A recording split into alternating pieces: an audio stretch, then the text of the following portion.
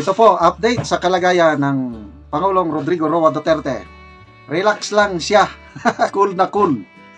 As of 11:35 AM today. Ngayon, pasado alas 12 na. The old man is doing well. Relax lang tayo. The eagle never takes a flight without a battle plan. Until now, they cannot show him the warrant of arrest. So, isinare ni ito po yung si Pierre Arde, nakaupo lang. Presumably sa Camp Crame ito. At isinare ni Tio Moreno itong sasalita si Pierre Arde, relax na relax. Pansinin nyo. Kaya tayo po, relax din tayo. Dapat follow the leader. Kasi baka mamaya, ninenervyos na kayo dyan, hindi na kayo makakain, kung ano-ano nang iniisip nyo.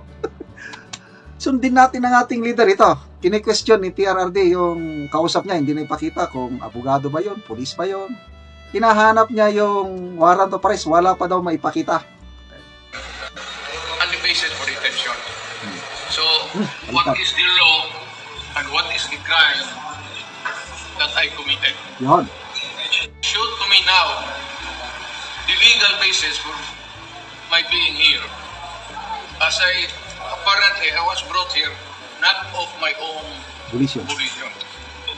If somebody else says, kung hindi ibang tao, ikaw siguro, because this is your structure. So you have to answer now for the deprivation of liberty.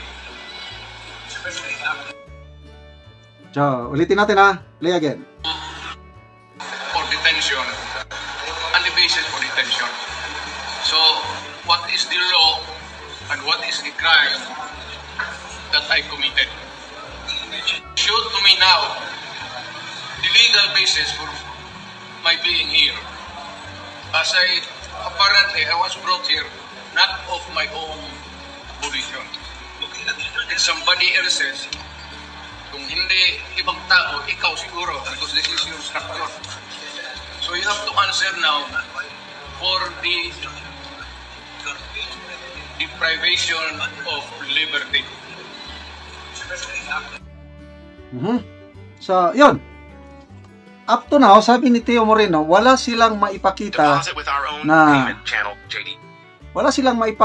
na warrant of arrest galing sa ICC. Ulitin ko itong post ni Tio Moreno ha. As of 11:35 AM today, the old man is doing well. Relax lang tayo. Okay? Relax lang po. Huwag mag-nervyos. Mga kapwa ko dyan, senior citizen na nagmamahal kay PRRD, I believe na nininervyos na kayo. The best thing that you can do is to pray for our president. Kita nyo, habang nagsasalitang Pangulo, wala sang sense of fear o ninervyos na, wala. Tinatanong niya, what is the legal basis? Bakit nyo dinala ako dito? It's against my volition. Nasaan? Walang may sagot yung ano. Until now, they cannot show him the warrant of arrest. Magbasa tayo ng mga comments. Uy, update. Sabi ni Tio Moreno ha.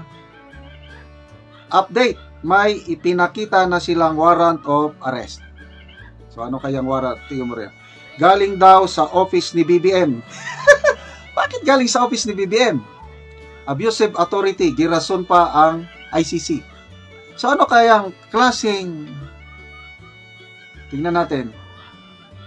Anong next po? Tio Moreno, is it real or they just make it para may maipakita? O nga. Kaya kung may warrant of arrest galing ICC, dapat doon pa lang sa airport, ipinakita na yung warrant of arrest. Sabi ni Secretary Bello, yung dating Labor Secretary, ang ipinakita lang is just a document na nandoon ang pangalan ni PRRD, mga personal information na. So, ang dating Pangulo, dahil ayaw niya na sumama rin. Oh, pagdating doon sa Camp Crame, wala pa rin na ipakita, but as of now, may ipinakita na galing daw sa opisina ng Pangulo. So, malalaman natin mamaya kung anong klaseng dokumento yung basihan nila.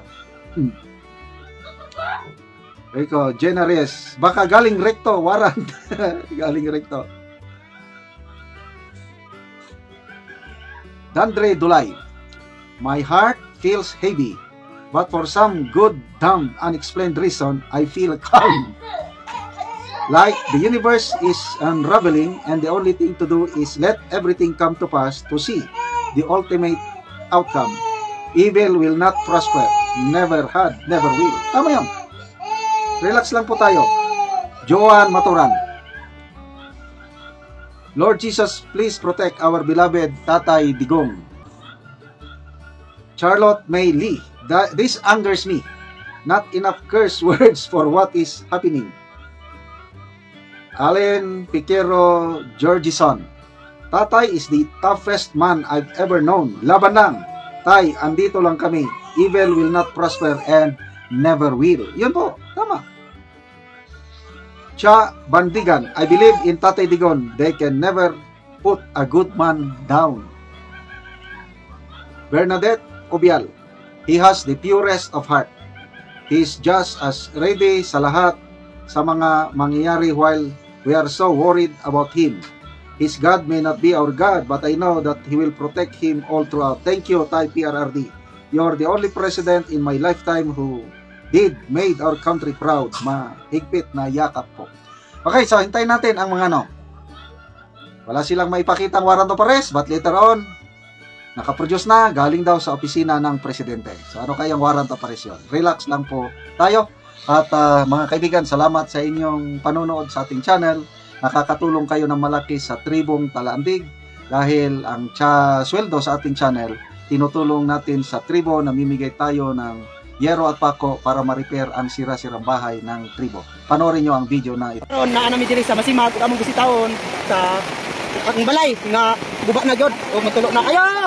Ayo! Mayong hapon. Mayong hapon. Oo, mayong hapon.